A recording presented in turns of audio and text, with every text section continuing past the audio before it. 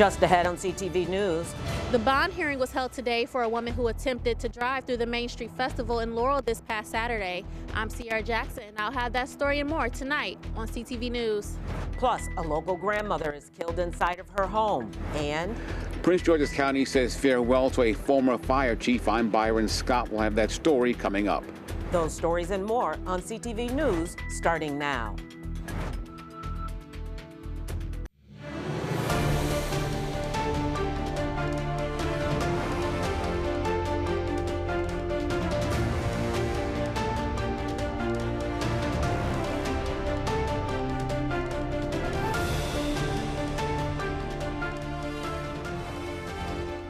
Good evening. This is CTV News for May 12th. I'm Katara Jones. And I'm Marquette Shepard. Thank you for joining us. Our top news tonight, a Laurel woman was arrested Saturday morning after attempting to drive through a police barricade and into the Main Street Festival. CTV's Sierra Jackson is outside the county courthouse with more. A bond hearing was held today for a woman who attempted to drive through the Laurel Main Street Festival. In the video you'll see here, 28-year-old Kai DeBerry Bostic get out of her car and rip down barricade tapings blocking the street before getting back into her car and driving into the city's festival. Stop your car. Stop. Stop. There's a lady running down the street now in a BMW. The Laurel police officer who intervened suffered minor injuries. However, no festival attendees were injured. According to court records, she was charged with second-degree assault and resisting arrest, among other charges relating to violating traffic laws. DeBerry Bostic will continue to be held without bond, and her court date is set for July 18th. Sierra Jackson, CTV News. Thanks, Sierra. DeBerry Bostic was charged with 6 counts in total, including reckless endangerment and disorderly conduct. Meantime, a propane explosion forced the city to cancel the parade during the Main Street Festival in Laurel on Saturday. As vendors were setting up around 8 that morning, an explosion happened at the intersection of 4th and Main Street. An adult male was hospitalized with serious but non-life-threatening burns. No other injuries have been reported. First responders did a wonderful job evacuating the scene. BGE is on the scene right now, Shakira Power. Public Works is on the scene as well, clean up the space. So this is a festival been going on for 44 years. Unfortunately, this accident happened, but we're glad everyone is safe. Only one person was injured. And so right now, we're just going to continue the festival at 11 o'clock. The investigation into the explosion is ongoing. A Mother's Day weekend turned into a nightmare for one Prince George's County family after a grandmother was shot and killed while babysitting her grandkids. The family says that 54-year-old Leslie Davis was hosting a sleepover for her 4 grandkids at her home in Landover on May 10th. 2 of them, just 6 years old, told their moms that, quote, grandma was dead. We now know that police were called to the home on the 1900 block of Ray Leonard Road for a report of a shooting. Police found Davis shot to death in her bedroom. The family says 2 of her infant grandchildren were in the room when she was fatally shot. Police say they're investigating whether Davis was mistakenly targeted. Anyone with information on this case is asked to call 1-866-411-TIPS. Also in the news, friends, family, and colleagues came together to say goodbye to a hero. The funeral service for former Prince George's County Fire Chief Benjamin Barksdale was held this morning. Byron Scott has our story. I remind you today that Chief Barksdale was a friend to many. They gathered in the sanctuary of First Baptist Church of Glenarden to say a final farewell to former Prince George's County Fire Chief Benjamin Barksdale. He was a devoted father, loving husband, and a trusted leader. Born in West Virginia in 1964, he worked in Harrison County, West Virginia, Arlington, Virginia for 24 years, Orlando, Florida, and 8 years with the Prince George's Department, becoming chief in 2017. He retired 2 years later. When he was a little boy, 5 years old, He said he wanted to be a fireman, and he stuck to it. Jack Barksdale is his uncle. And what he grew up to be, a fine young man, gentleman, couldn't ask for a better nephew, Ben was a longtime volunteer with our organization and was the first chairman of the board of Africa Fire Mission. Africa Fire Mission is a volunteer organization that sends firefighters to Africa to help improve fire and emergency medical services. David Moore is the founder. It was an eye-opening experience for all of us, and it was especially fun to watch Ben open up as he was working with the children, and his very stoic and laid-back personality started to crack a little bit, and he would have fun with the children. Ben and I had the same birth month and birthday. Elijah Ham is Barksdale's brother-in-law. Everything that you've heard about him is what he is. Yeah. Very loyal to what he did, what he stood for, a dedicated person. What came out in all our conversations today is that Chief Barksdale was a consummate professional and all-around good guy. Outstanding firefighter, outstanding husband and dad, and took care of his people, and he was committed to excellence. Today we gather not only to mourn the loss of Chief Barksdale, but to honor and remember a life marked by quiet strength. Chief Barksdale died on April 26 from cancer. He was 60 years old. Byron Scott, CTV News. President Donald Trump plans to tackle high prescription drug prices. Trump signed an executive order this morning that will set a 30-day deadline for drug makers to lower prescription drugs in the United States. Under the order, the Health and Human Services Secretary, RFK Jr., will set new targets for price reductions of drugs over the next 30 days.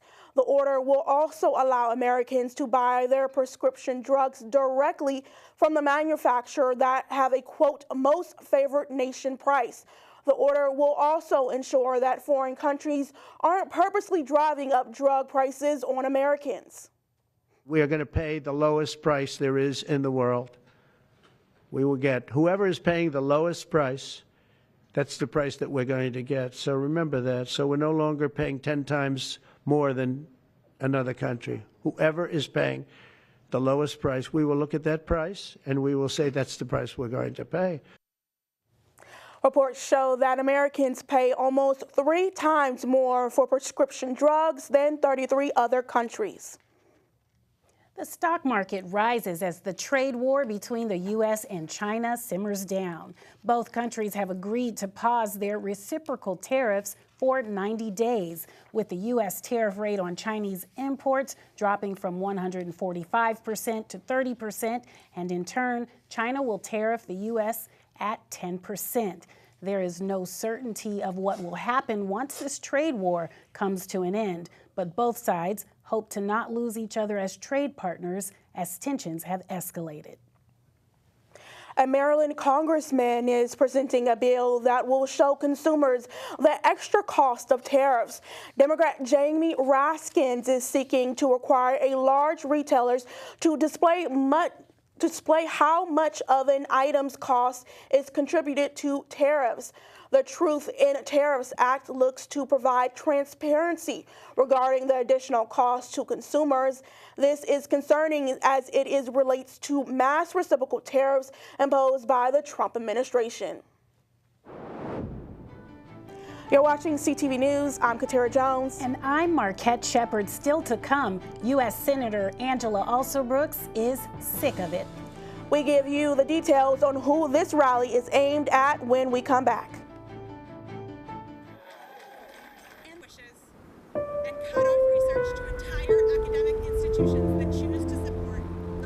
We hear the stories of people forced to abandon their home. The stories of people whose dreams have been swept away, or their lives left hanging by a thread.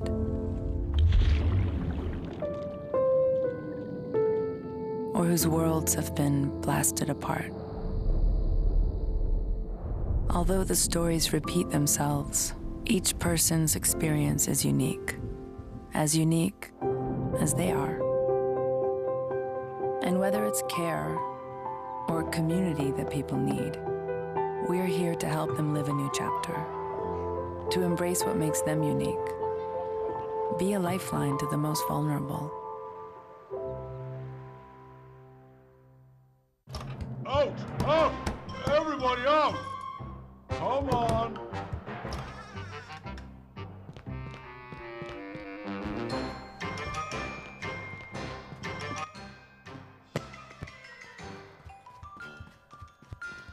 Good job. Under 2 minutes. Keep your loved ones safe from home fires. Practice a 2-minute drill until it's part of your routine. And test your smoke alarms monthly. In America, millions of families are facing hunger. After rent and power, I can get groceries. It's sad to say food comes last. Anna from Texas.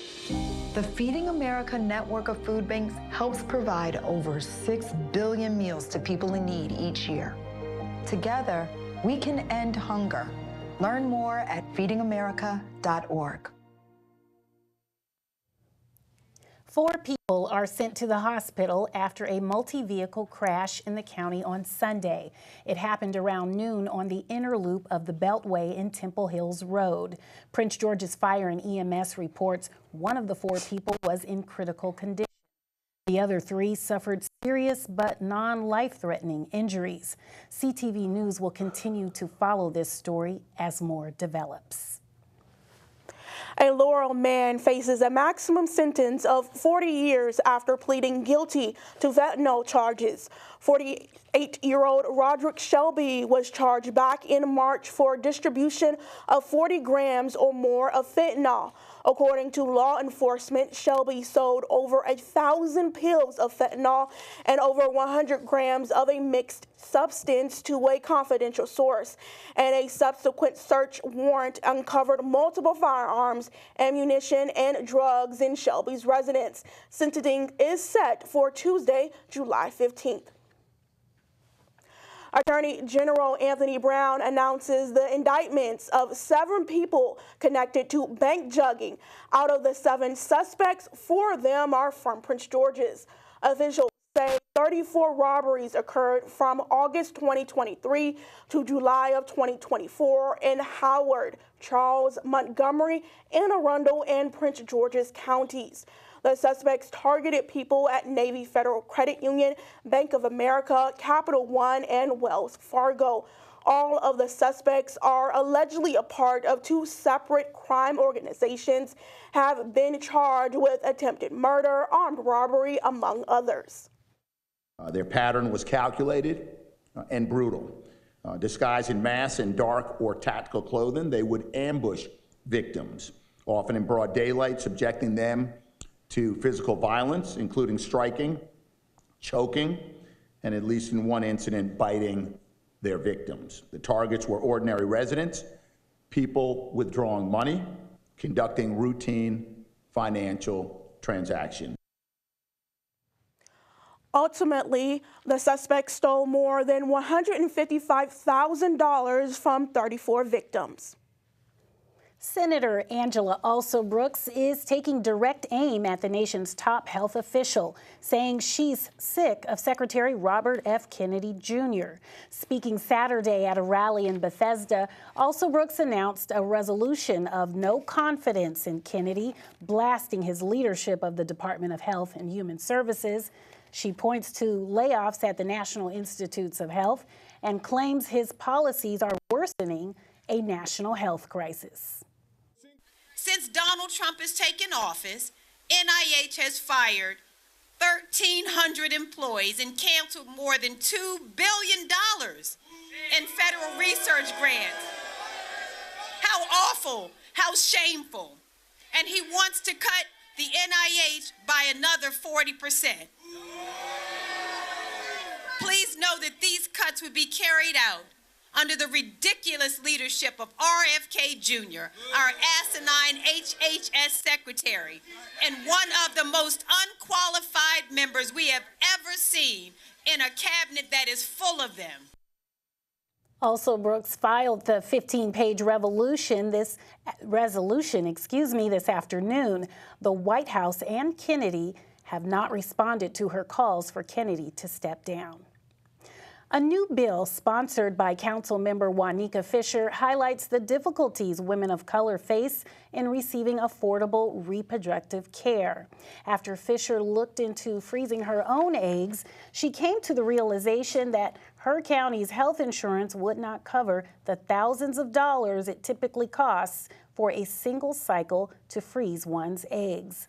This moved Fisher to sponsor a recently passed law that offers such coverage to more than 11,000 county workers. Maryland is the first state in the country to enact a law mandating that infertility health care be included in health insurance plans. Still to come on CTV News, some big changes are coming to Metro's bus system. We give you the details on WMATA's new initiative after the break. Stay tuned.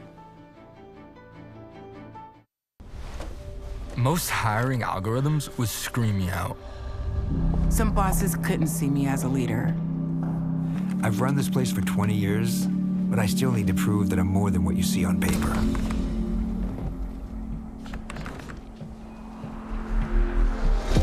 I've been running code as long as I've been able to reach a keyboard. This is what I do. It's second nature for me, coordinating 100 details at once. It's the way my mind works. I have a very mechanical brain. I sold them on my skills. You gotta be so good they can't ignore you. My magic is analytics and empathy. That's how I'm getting clients. You have to have the confidence in yourself to show up and defy the odds. I'm more than who I am on paper. I never got a college degree. And today, I'm the CEO of my own company. People want to tell me I'm one in a million, when actually I'm one of millions. Stars are all around us. It's time for them to shine.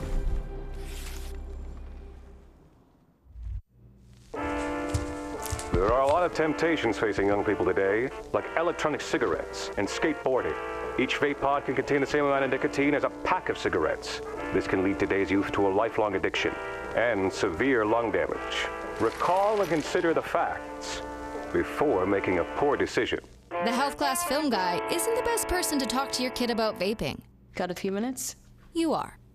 Start the conversation with your child about vaping today. Part-time job, full-time hustle, all-time Shiro to all of us. You nurture, we listen. You teach, we thrive. You lift our spirits, but we've got to lay down the truth. It's time for you, our Shiro, to stretch for the stars. A free online chat can give you the personalized tips you need to start boosting your retirement savings today. Start saving more for retirement so you can feel prepared and live your life to the fullest. Visit aceyourretirement.org.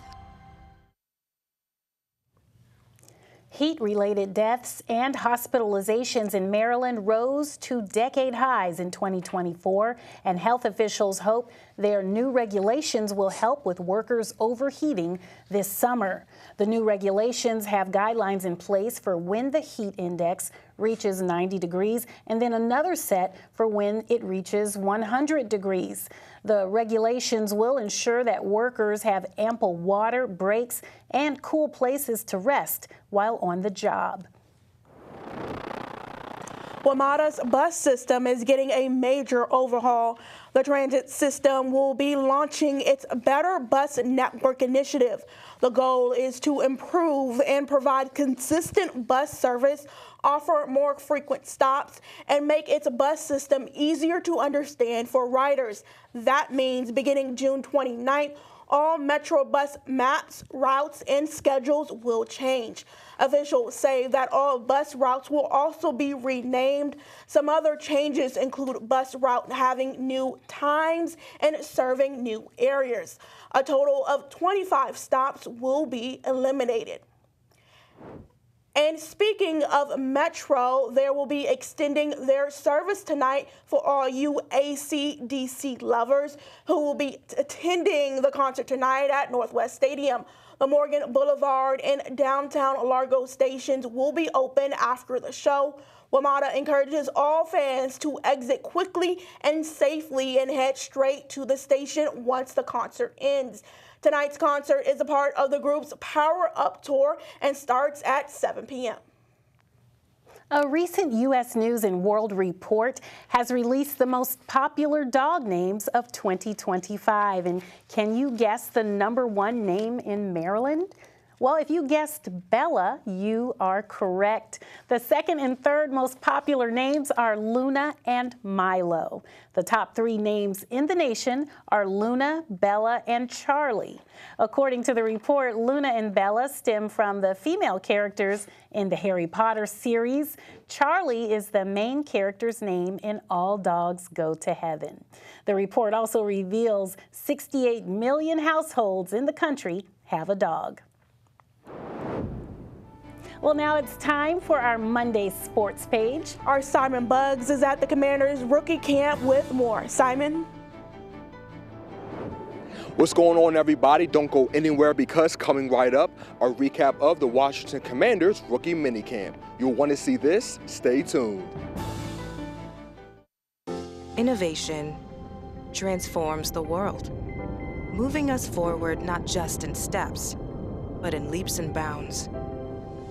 Innovation created a healthcare system so extraordinary, it not only improves the lives of veterans, it transforms the lives of healthcare professionals, collaborating through integrated care teams, accessing the latest technology, working with the most advanced medical science, and even creating it. Like discovering new ways to integrate technology with the human body.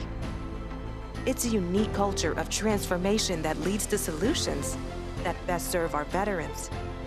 The Department of Veterans Affairs, where innovation ensures those who served our nation are served by the very best. See how a career at VA can transform your future. This is where Leah learned to dribble, where James first picked up a brush, where Bella made meal kits for neighbors in need. This school year, many YMCAs are transforming some of their spaces for virtual learning, dedicating staff and even providing meals.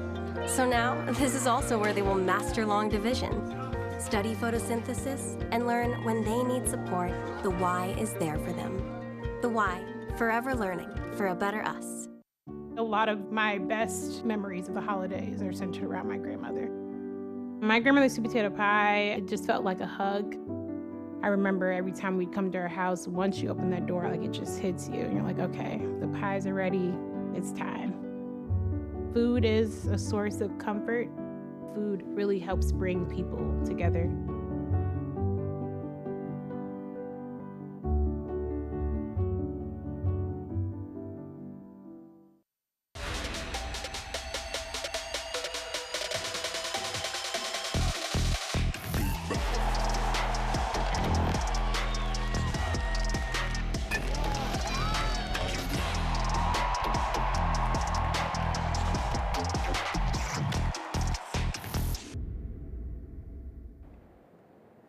All right, everybody, get hyped because your Monday sports page is here. I'm at Commanders Park where the team's rookies got their first taste of an NFL practice.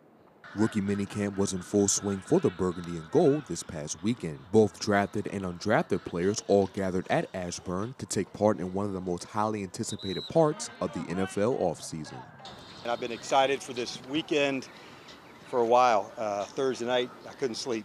Honestly, was excited to see who, what, how we'd feature some of the guys to get into as we started working into practice, from Josh all the way down through undrafted free agents to, players who were here on tryouts. Among the players in that group was the team's first-round pick and offensive lineman Josh Connolly out of Oregon, as well as second-rounder and defensive back Trey Amos from Ole Miss. And the pair each touched on their experience being a part of their first set of practices at the professional level.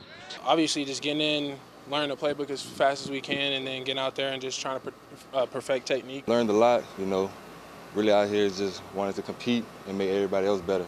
So, just coming in every day with a great mindset, being positive, and, everything will work out for itself. Now, one player in particular that's looking to make the team is Gabe Taylor, the brother of the late Sean Taylor. And the Rice product spoke on what it felt like to put that Washington helmet on.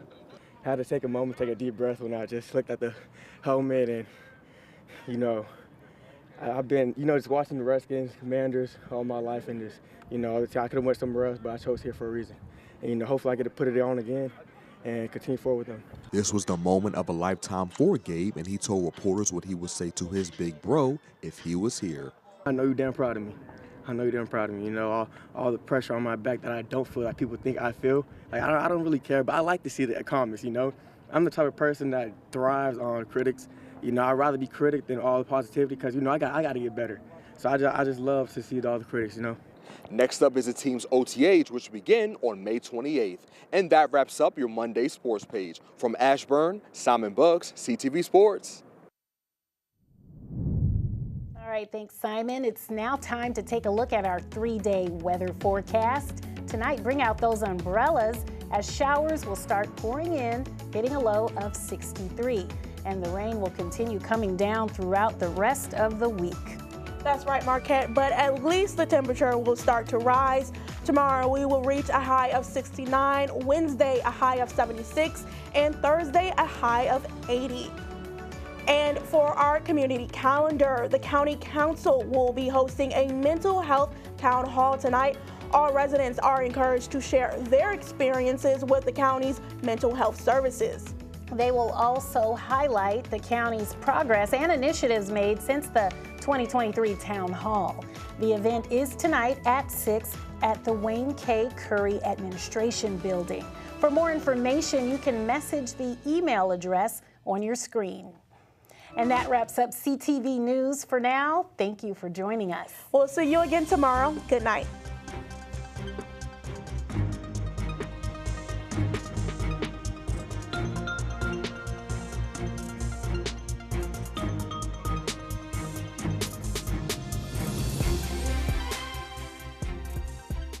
Hi, I'm Monica McNutt, host, basketball analyst, and reporter at ESPN and MSG Networks covering the New York Knicks in New York. Hi, I'm Janine Samuels. I'm an evening news anchor right here in Richmond, Virginia at WTVR CBS 6, and I'm also the in-game host for the Washington Commanders. My name is Samantha Akinduro, and I am a content producer at NBC4 in Washington, D.C. And I gotta be honest, I don't know if those things or that little statue would have been available to me if not for the opportunity that Prince George's Community Television gave me. My journalism career actually started at CTV News in Prince George's County. I have been a part of CTV News, the CTV News family for many, many years. Goes way back to my senior year in high school at Suitland High School. The skills, the knowledge, and the teaching that I was able to absorb at CTV News was invaluable in me being able to eventually go from being a freelancer to a full-time news anchor. As a Prince George's County native, that was an incredible training ground for me to cover the community that I grew up in and get valuable reps that would help power me to the next step of my career. CTV is able to focus on those local stories, the ones that impact Prince George's County and Montgomery County. We're able to really dig deep into the community and the lives of everyone that watches CTV News. CTV is home to me. It truly breaks my heart to hear that it may have to close its doors. This is a valuable resource, not just for the people that go through as journalists, but also a valuable resource for the community. I am here to offer my support to continue funding and supporting Prince George's County Community Television, CTV News.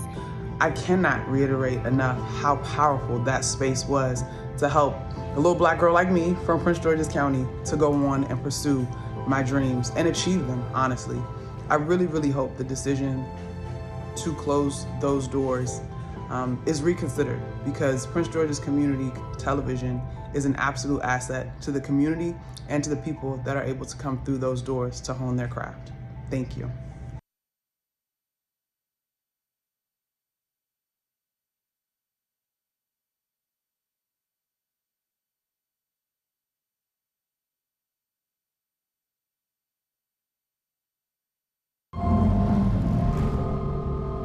pick up. Joe, pick up the phone.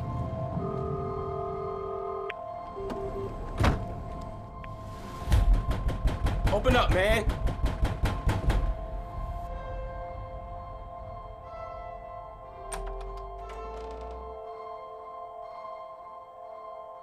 Connection saves lives. Reach out and check in on a loved one